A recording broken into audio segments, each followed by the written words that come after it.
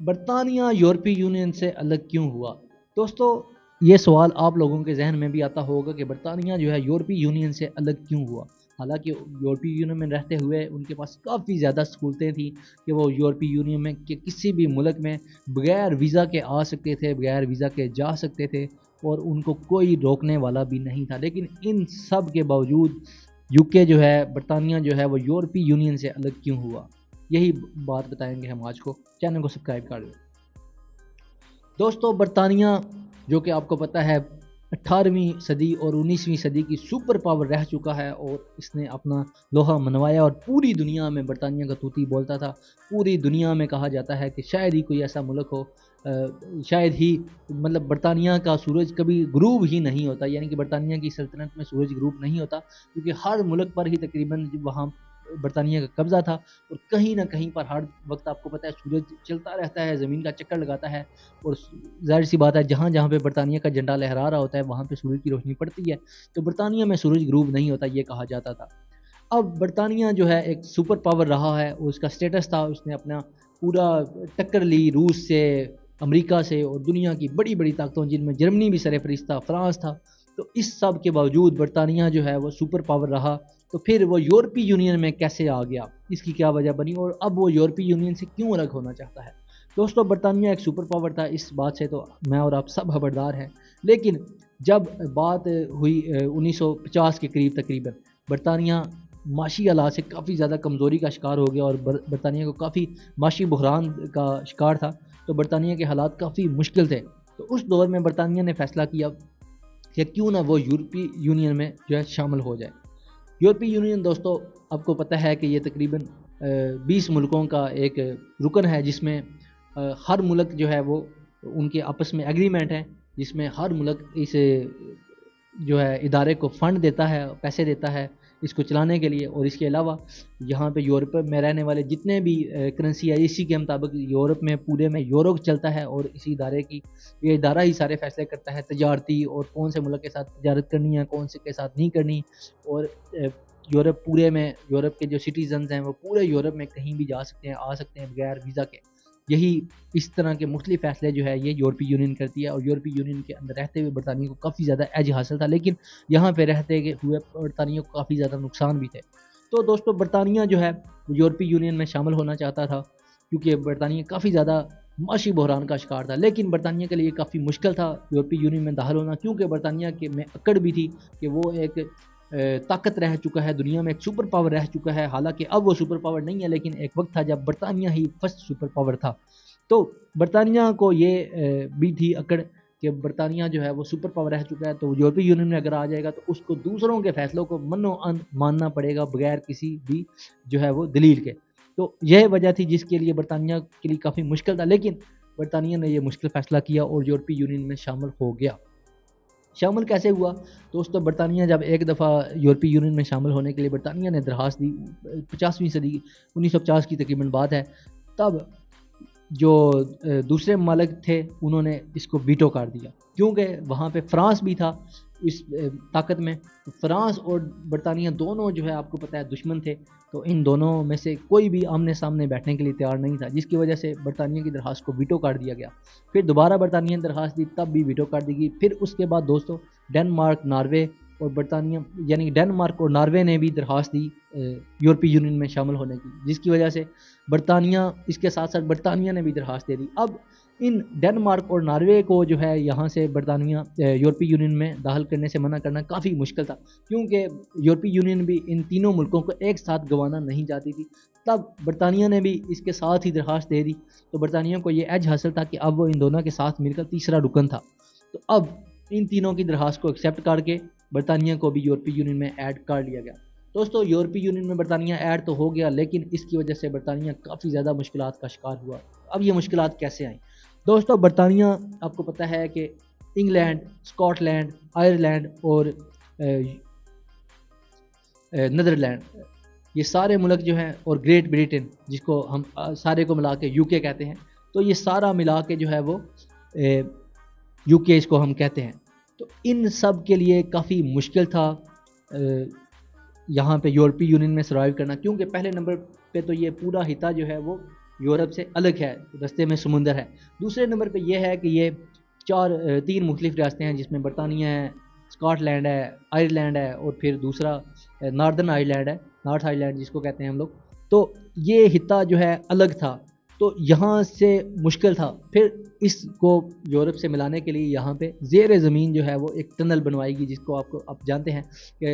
Europe میں تقریباً سب سے بڑی ٹنل یہی ہے جو سمندر میں ہے، تقریباً 50 کلومیٹر کی لمبائی ہے، جو کہ یو کے سے ٹرین چلتی ہیں اور سیدھی یورپ آتی ہیں، انگلینڈ سے ٹرین چلتی ہیں سیدھی یورپ آتی ہیں، اور اسی طرح یہاں سے ٹرین یورپ سے چلتی ہیں اور سیدھی انگلینڈ جاتی ہیں۔ تو برطانیہ کے لیے جو ہے اب ایک رستہ مل گیا، اور دوسرے نمبر پہ یہاں پہ زیر زمین پل بھی ہیں، جس کے ذریعے گاڑیوں کے ذریعے بھی یہ برطانیہ کے لوگ یہاں پہ یورپ میں جا سکتے ہیں، اور یورپ کے لوگ برطانیہ میں جا سکتے ہیں۔ برطانیہ یورپ میں شامل تو ہو گیا، لیکن برطانیہ کو اس کا نقصان یہ ہوا کہ اب یورپ سے کیونکہ لوگ برطانیہ بھی جا سکتے تھے تو پورے یورپ سے لوگ بار کے لوگ برطانیہ جابز کے لیے جانے لگے۔ اس کے لیے برطانیہ تیار نہیں تھا، کیونکہ برطانیہ کے اپنے لوگ بھی تھے، تو برطانیہ کے لیے کافی مشکل تھا۔ برطانیہ کی اپنی آبادی تقریباً 7 کروڑ ہے، تو برطانیہ کے لیے کافی مشکل تھا کہ اب دوسرے لوگوں کو بھی جاب دینا، کیونکہ برطانیہ یہ چاہتا تھا کہ اس کے اپنے لوگ ہی، اپنے شہر کے لوگ ہی جابز کریں اور جاب سے فائدہ اٹھائیں اور پیسہ اپنے ملک میں ہی رہے۔ لیکن اب دوسرے یورپ سے لوگ برطانیہ میں بار کے آ رہے، تو برطانیہ کے لیے کافی مشکل تھا، لیکن برطانیہ ہے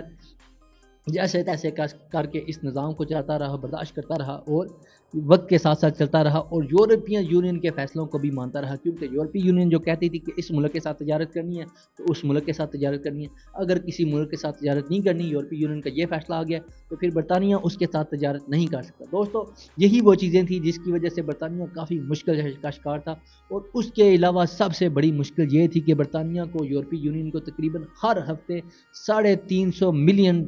پاؤنڈز کا جو ہے وہ رقم دینی پڑتی تھی یورپی یونین کو خرچہ چلانے کے لیے، یعنی کہ ظاہر سی بات ہے یورپی یونین کا یہ قانون تھا کہ جو ملک سب سے زیادہ طاقتور ہوگا وہ یورپی یونین کو سب سے زیادہ پیسے دے گا، اور جس ملک کی جتنی سکت ہے اس کے مطابق وہ ملک جو ہے یورپی یونین کو پیسے دے گا، فنڈ کرے گا۔ تو اسی طرح برطانیہ بھی یورپی یونین کو فنڈ کرتا تھا، لیکن برطانیہ سب سے زیادہ رقم فنڈ کرتا تھا، یعنی کہ کیونکہ برطانیہ اس وقت سب سے پاورفل تھا اس پورے خطے میں۔ تو یہ ایج بھی تھا یورپی یونین کو برطانیہ کا، لیکن برطانیہ کو یہ اس کا کافی زیادہ نقصان تھا، کیونکہ ہر ہفتے 350 ملین پاؤنڈز جو ہے وہ پیسہ جو کہ برطانیہ اپنی ہی عوام پر لگا سکتا ہے، وہ پیسہ برطانیہ یورپی یونین کو دے رہا تھا، اور اس کا کوئی خاص فائدہ بھی نہیں ہو رہا تھا، اور اس کا الٹا نقصان یہ تھا کہ برطانیہ میں لوگ پوری دنیا سے یورپ کے ذریعے بار کے آ رہے تھے، اور برطانیہ ان کو روک بھی نہیں سکتا تھا، تو اس وجہ سے برطانیہ کو کافی مشکلات تھیں۔ دوسرا نقصان یہ تھا دوستوں کہ گزشتہ تقریباً یہ کہا جاتا ہے کہ تقریباً 5 سالوں میں برطانیہ میں 5 لاکھ لوگ جو ہے وہ داخل ہوئے یورپ کے ذریعے برطانیہ میں، جن میں سے 2.5 لاکھ جو ہے وہ 2.5 لاکھ جو ہے وہ تقریباً یورپی تھے، جبکہ 2.5 لاکھ جو ادر سٹیز والے تھے، جو کہ یعنی کہ پاکستان سے، انڈیا سے، فلانا سے، ڈمکانے سے، اس طرح کر کے جو یورپ میں جاتے ہیں اور یورپ کے ذریعے برطانیہ میں داخل ہو جاتے ہیں۔ تو یہ لوگ برطانیہ میں داخل ہو گئے، اور برطانیہ میں جابس کی اتنی زیادہ قلت پڑ گئی، جس کی وجہ سے آپ کو پتہ ہے کہ برطانیہ ابھی معاشی بحران کا شکار ہے، اور وہاں پہ جابس کافی زیادہ مشکل ہیں۔ اگر ایک جاب ہوتی ہے تو 10 بندے جاب لینے کے لیے آئے ہوئے ہوتے ہیں، یعنی کہ برطانیہ اس قدر جو ہے وہ مشکلات کا شکار ہے، اور وہاں سے بڑے ملٹی ملینر بھی برطانیہ کو چھوڑ کے دوسرے ملکوں میں جا رہے ہیں، کیونکہ برطانیہ میں کافی زیادہ لوگ جو ہیں وہ داخل ہو چکے ہیں۔ لیکن برطانیہ جو ہے وہ اس یورپی یونین میں داخل ہوا تو اس کو کافی زیادہ یہ مشکلات آئیں۔ پھر 2010 کے بعد برطانیہ کی جو ینگ جو جنریشن تھی، انہوں نے کافی زیادہ اس کے خلاف آواز اٹھائی کہ یورپی یونین سے الگ ہو جانا چاہیے، لیکن برطانیہ جو ہے کسی صورت بھی اس سے الگ ہونا نہیں چاہتا تھا۔ تب 2015 میں جو ہے ایک وہاں پہ ایک صدر آئے، تو انہوں نے صدر بننے سے پہلے انہوں نے جب وہ الیکشن میں آنے سے پہلے انہوں نے یہ کہا کہ وہ جو ہے برطانیہ کو یورپی یونین سے الگ کر دیں گے، تو لوگوں نے اس وجہ سے ان کو ووٹ دیا۔ جب انہوں نے ووٹ دیا تو پھر ظاہر سی بات ہے جب ووٹ دیا تو وہ بن گئے وہاں کے پریزیڈنٹ۔ प्रेसिडेंट बनने के बाद उनके लिए ये अब ज़रूरी हो गया था कि वो, क्योंकि उन्होंने लोगों से वादा किया था कि वो रेफरेंडम कराएंगे और लोगों से वोट लेंगे और पूछेंगे कि वो यूरोपीय यूनियन में रहना चाहते हैं, ये यूरोपीय यूनियन से अलग होना चाहते हैं। तो लोगों ने वोट दिया कि वो यूरोपीय यूनियन से अलग होना चाहते हैं। ज़्यादातर लोगों का वोट यही था, क्योंकि स्कॉटलैंड और दूसरे जजीरों का वोट था कि वो जो है यूरोपीय यूनियन के साथ रहना चाहते हैं, जबकि इंग्लैंड जो है, जिसको इंग्लैंड हम कहते हैं, ठीक है, वहाँ के लोगों का ये था कि वो लोग यूरोपीय यूनियन से अलग होना चाहते थे। लेकिन ओवरऑल ज़्यादा पॉपुलेशन जो यही, वो उनकी वोट यही थी कि वो बरतानिया से, वो यूरोपीय यूनियन से अलग होना चाहते हैं, जिसकी वजह से यूरोपीय यूनियन से बरतानिया अलग हो गया, अलग होने का फ़ैसला कर लिया। लेकिन क्योंकि ये फ़ैसला काफ़ी मुश्किल था, तो जो सदर बने थे वो अपने ओहदे से मुस्तफ़ी हो गए। उसके बाद एक खातून जो है वो बरतानिया की सीट पर आई और उन्होंने जो है वजारत संभाली। तो तब उन्होंने कहा कि वो जो है इस रेफरेंडम को कराएंगी और वो इसमें अपना किरदार अदा करेंगी। लेकिन क्योंकि यूरोपीय यूनियन के साथ बरतानिया के माहदे थे तजारत के और इसी तरह दीगर माहदे, तो उन माहदों को तकरीबन सही हाल करते हुए और दोबारा नए माहदे करने में तकरीबन 2 साल का अरसा दरकार था, जो कि अवाम के लिए काफ़ी मुश्किल था। लेकिन करते कराते 2 साल गुजर गए। फिर जब दोबारा इलेक्शन हुआ 2019 में, तो जॉनसन जो है वो वहाँ के सदर बने। जॉनसन जब वहाँ के सदर बने बरतानिया के, तो उन्होंने, क्योंकि वो भी उस तहरीक में शामिल थे जो लोग जो तहरीक यूरोप से बरतानिया को अलग रखना चाहती थी, तो जॉनसन भी जो है वो उस तहरीक का हिस्सा रहे थे। तो जॉनसन ने आते ही पहले नंबर पे रेफरेंडम कराया। उन्होंने कहा कि अवाम वोट देगी, जो अवाम का फैसला होगा वही किया जाएगा। तब यूके की अवाम ने यह फ़ैसला किया, जिनमें से ज़्यादातर लोगों का, तकरीबन 52% लोगों का वोट था कि यूरोपीय यूनियन से अलग हो जाना चाहिए। तब बरतानिया का यूरोपीय यूनियन से उन्होंने अलग होने का फ़ैसला किया और फिर बाद में एक कॉन्ट्रैक्ट हुआ जिसके ज़रिए बरतानिया यूरोपीय यूनियन से अलग हो गया। लेकिन ये कॉन्ट्रैक्ट होने के बाद तकरीबन 2 महीने इसके बाद टाइम था कि 2 महीने जब, यानी कि 31 दिसंबर 2020 को ये कॉन्ट्रैक्ट ख़त्म होना था। 31 दिसंबर 2000 यानी कॉन्ट्रैक्ट हो गया, लेकिन उसके 2 महीने बाद तक ये कॉन्ट्रैक्ट था। यानी उसके बाद 31 दिसंबर 2020 के बाद बरतानिया जो है वो यूरोपीय यूनियन का रुकन नहीं रहेगा। लेकिन इन 2 महीनों में बरतानिया के लोग यूरोप में जा भी सकते हैं, यूरोप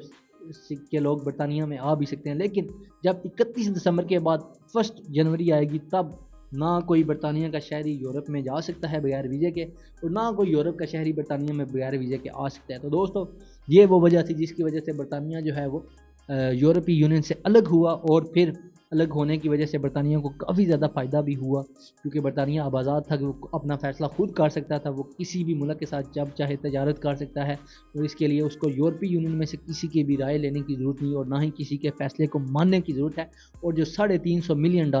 जो बरतानिया हर हफ्ते यूरोपीय यूनियन को अदा करता था, वो पैसे भी अब बरतानिया को बच रहे थे। तो ये सारी चीज़ें थी। होप्स हो कि ये यूरोपीय यूनियन से बरतानिया क्यों अलग हुआ, ये दास्तान आपको पसंद आई होगी। दोस्तों, अगर आप ये देखना चाहते हैं कि रूस कितना ताकतवर है, तो हमारी प्ले लिस्ट में जाके ज़रूर देखिएगा। और अगर आप ये देखना चाहते हैं कि इंडिया और पाकिस्तान की जंग में पाकिस्तान कैसे जीता, तो आप यहाँ पे क्लिक करें। और अगर आप ये देखना चाहते हैं कि नॉर्थ कोरिया में लोगों की ज़िंदगी अब कैसी है, तो आप यहाँ पे क्लिक कर दें। मिलते हैं अगली वीडियो में, तब तक के लिए।